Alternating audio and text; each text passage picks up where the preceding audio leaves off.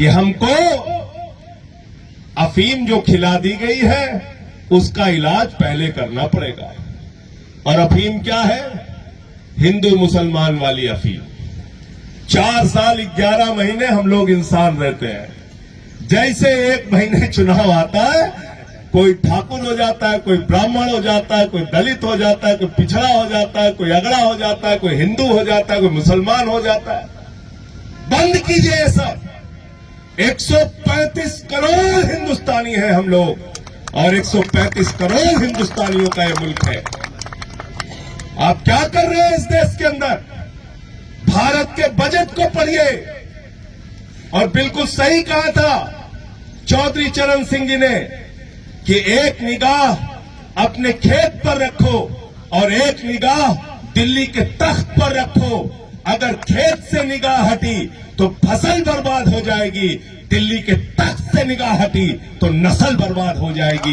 इसलिए रखो दिल्ली की सरकार पर निगाह। और दिल्ली की सरकार ने बजट में प्रस्ताव पारित किया है भारत माता को बेचने का, भारत की संपत्तियों को बेचने का।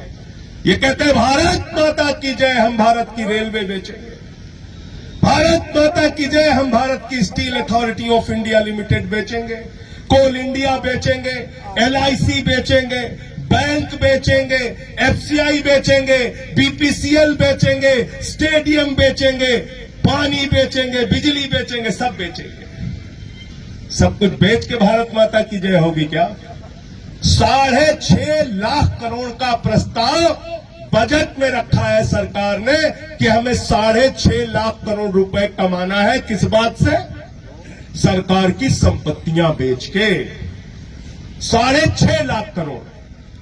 तो आप लोग देखते होंगे गांव में किसी का लड़का जब नाकारा हो जाता है तो पहले घर का दरवाजा बेचता है, फिर खटिया बेचता है, फिर सोफा बेचता है, फिर फ्रिज बेचता है, फिर टीवी बेचता है, फिर मोटरसाइकिल बेचता है, फिर ट्रैक्टर बेचता है। यही हालत हमारी सरकार की हो गई है। जो सरकार सपूत होती है वो हमारी संपत्तियों को बढ़ाने का काम करती है। जो सरकार कपूत होती है वो भारत की धरती को बेचने का काम करती है।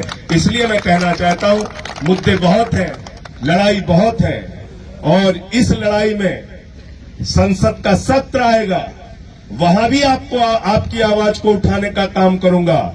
और जब जब आप आवाज लगाएंगे, आपके इस आंदोलन में, आपकी इस लड़ाई में मैं शामिल होऊंगा।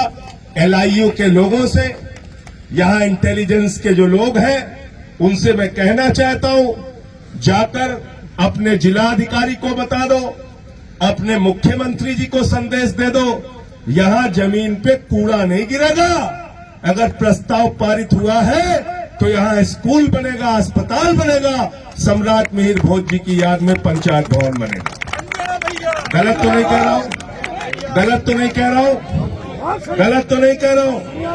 इसलिए आप लोगों को और बिल्कुल ठीक कहा, जेल जाने के लिए तैयार रहिए। 24 मुकदमा किया बाबा जी ने मेरे खिलाफ। एक दिन में 9 मुकदमा किया, 9 मुकदमा। मैं विधानसभा में भी चला गया, दर्शक दीर्घा में पहुंच गया। मैंने कहा बाबा जी यहीं आ गया हूं, गिरफ्तार कर लो, करना है तो इसलिए जेल जाने से मत डरिए।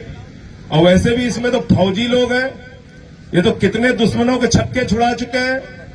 विकास गुर्जर कह रहे थे ना यहाँ पे कि बोल दिया खाली तो खाली है, क्यों बोल दिया खाली तो खाली।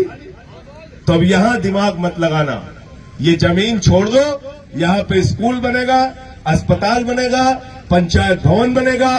ग्राम सभा ने जो प्रस्ताव पारित किया है उस पर मंजूरी दो, अपनी तरफ से इसको कूड़ा घर मत बनाओ।